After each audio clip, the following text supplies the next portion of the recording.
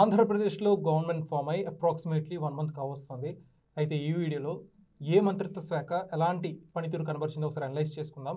ముందుగా deputy CM Pawan Kalyan గారి మంత్రిత్వ శాఖలు చూసినట్టయితే Panchayati Raj, rural development, rural water resources and forest development and science and technology. So ఈ మినిస్ట్రీ బాధ్యతలు చేపట్టిన పవన్ కళ్యాణ్ గారి పనితీరు ఎలా ఉందని విశ్లేషించుకున్నట్టయితే సార్ చెప్పండి. ముఖ్యంగా పవన్ కళ్యాణ్ ఆదివారాలు కూడా నిన్న సమీక్ష నిర్వహించారు. ఆంధ్ర రాష్ట్రంలో ఎలాంటి అభివృద్ధి చేపడితే బాగుంటుంది, పర్యావరణ కాలుష్యం తగ్గించడానికి ఏం చేస్తే బాగుంటుంది, అలానే ఫారెస్ట్లో ఎర్రచందనం అక్రమ రవాణా అరికట్టడానికి ఏం చేస్తే బాగుంటుంది అనే దానిపై వరుసగా సమీక్షలు అధికారులతో. ఆయన పనితీరును మీరు ఎలా అనలైజ్ చేస్తారు?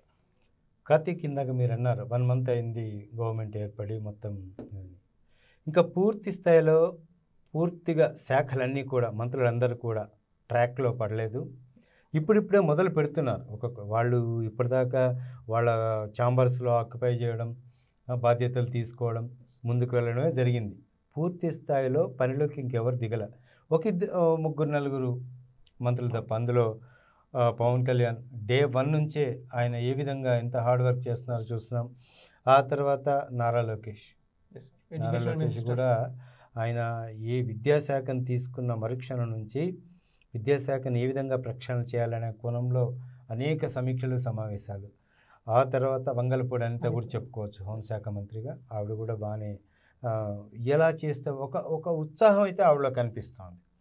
ఆ తర్వాత ఎన్సీబీఎన్ ముఖ్యమంత్రి గారు ఆయన ఏ విధంగా శాఖల్ని సమన్వయం చేస్తూ ముందుకు వెళ్ళాలనేది ఆయన అనుక్షణం ప్రతిక్షణం ఆయనకు కొత్త కాదు కదా అనేది ఆయన సమీక్ష చేస్తున్నారు. ముందుగా మీరు అడిగినట్టు చెప్పాల్సి వస్తే పవన్ కళ్యాణ్ ఆయన ఒక డ్రీమ్, ఎలక్షన్స్లో ఎమ్మెల్యే గెలుపొందాలి, శాసనసభలో అడుగుపెట్టాలి, ఒక మంత్రి బాధ్యతలు తీసుకుంటే ఏ విధంగా ముందుకు వెళ్ళాలి, ఆ మంత్రిత్వ శాఖలో ఏ అంశాలు పొందుపరిచి ఉంటాయి, ఏ విధంగా ప్రజలకు మెరుగైన సేవ చేయాలి, ఇవన్నీ కూడా ఆయనకి ఇన్హరెంట్, ఒకరు చెప్తే వచ్చింది కాదు, ఆ డ్రీమ్ ఆయనది.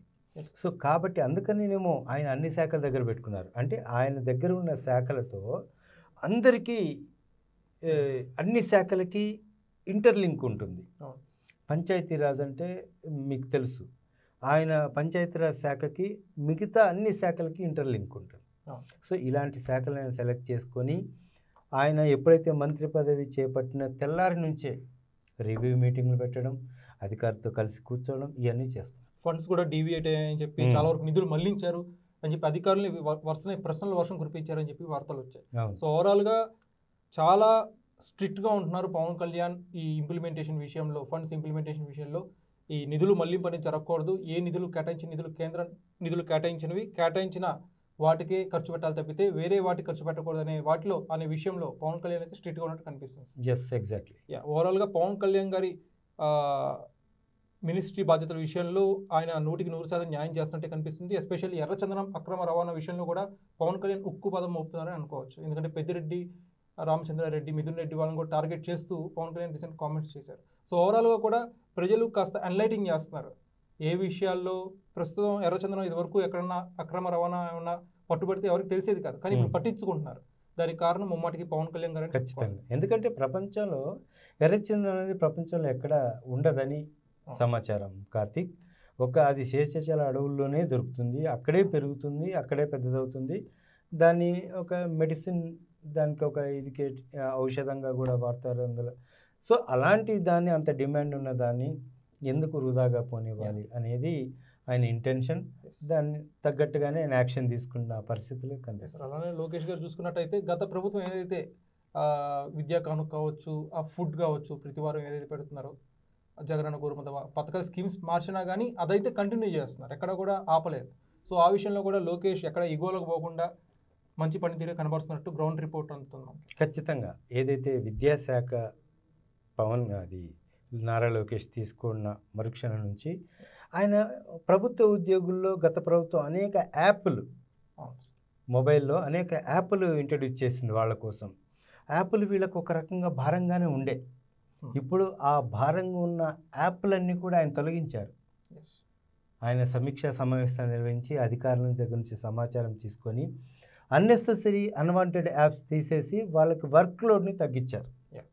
ఇది ప్రభుత్వ ఉపాధ్యాయులకి, ఈ ఉద్యోగులకి, ఉపాధ్యాయులకి. ఎస్పెషల్గా. Yes. సో ఇలాంటి కార్యక్రమాలు ఇంకా చేయాలి. వాళ్ళకి ఒక నాణ్యమైన అవుట్పుట్ రావాలంటే వర్క్లోడ్ తగ్గించాలి కార్తీక్. అవుట్పుట్ రావాలంటే కూడా వాళ్ళకి ప్రెషర్ ఉండకూడదు. ఆడుతూ పాడుతూ చేసే వాతావరణం, ఆహ్లాద వాతావరణం ఉండాలి.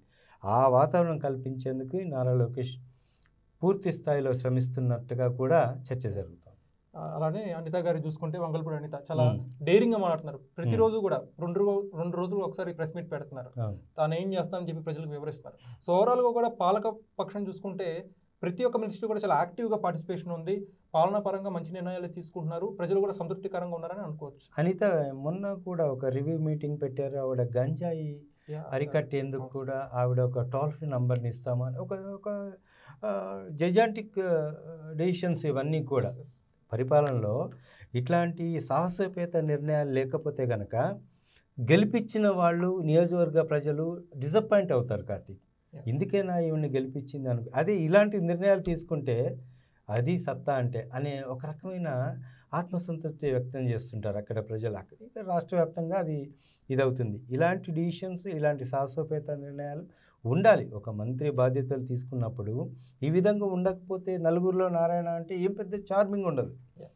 సో ఇలాంటి నిర్ణయాలతో ముందుకు వెళ్తేనే గుర్తింపు వస్తుంది. ప్రజలు కూడా సంతృప్తి వ్యక్తం చేసేది, నూతన ఉత్సాహంతో ఉండేది ఇలాంటి నిర్ణయాల వల్లే. సో అనిత కూడా చాలా జైజాంటిక్గా ఆవిడ అడుగులు వేస్తున్నారు. ఇంకా పూర్తి స్థాయిలో మిగతా మంత్రులు కూడా వీళ్ళని ఫాలో అయ్యే అవకాశాలు కనిపిస్తున్నాయి. ఇందుకు పూర్తి స్థాయి ప్రేరణ చంద్రబాబు ఇస్తున్నారు. ఆయన గతంలో కన్నా ఇప్పుడు మంత్రులకి చాలా ఫ్రీ హ్యాండ్ ఇస్తున్నారు కార్తీక్. ఈవెన్ ఆయన బాడీ లాంగ్వేజ్ కూడా చంద్రబాబు నాయుడు గారు ఇంతకుముందు కానీ ఇప్పుడు చాలా డిఫరెంట్గా, చాలా స్నేహపూర్వక వాతావరణంలో చాలా ఫ్రెండ్లీగా ముందుకెళ్తున్నారు. ఆయన కొత్త వాళ్ళకి అవకాశం ఇవ్వడంలో ఉద్దేశం కూడా అదే, ఎంకరేజ్ చేయాలి. ఇదైతే యునానిమస్ ఒపీనియన్ సార్. ప్రతి ఒక్కరి దగ్గర నుంచి మాట్లాడిన చంద్రబాబు గారు చాలా వ్యవహార శైలి మార్చుకున్నారు. తను ఇంకా బాడీ లాంగ్వేజ్ కావచ్చు అంతా కూడా చాలా మెరుగుపరుచుకున్నారు విషయం అనేది గ్రౌండ్ రిపోర్ట్ మనకు అందుతుంది. ఆయన రాజకీయాల్లో యువతను ఎంకరేజ్ చేస్తున్నారు. ఫస్ట్ టైం గెలిచిన ఎమ్మెల్యేకి కూడా మంత్రి పదవి ఇచ్చారు. 6 ఉన్నారు అట్లాంటి వాళ్ళు. సో అంటే చంద్రబాబు నాయుడు ఎలా ఎంకరేజ్ చేస్తున్నారు రాజకీయాల్లో, యువతకు ఎలా మరొక కొంతకాలం టీడీపీని లైమ్ లైట్లో ఉంచేందుకు కావచ్చు, లేకపోతే యువతను ప్రోత్సహించే భాగంలో కావచ్చు, అవకాశాలు అందిపుచ్చుకుంటే ఎలా ఉంటుంది యువత అనే కోణంలో కావచ్చు. ఇప్పుడు వీళ్ళందరినీ కూడా చంద్రబాబు నాయుడు ప్రోత్సహించి ఒక రాజకీయాల్లో ఒక నూతన ఒరవడి ఆయన మార్క్ చూపిస్తున్న పరిస్థితులు కనిపిస్తుంది. సో వ్యూస్ చూసారు కదా, ఈ 1 monthలో ఏపీ గవర్నమెంట్లో మిమ్మల్ని ఆకట్టుకున్న అంశాలు ఏంటి? కామెంట్ సెక్షన్లో పంచుకోండి. Thanks for watching this video.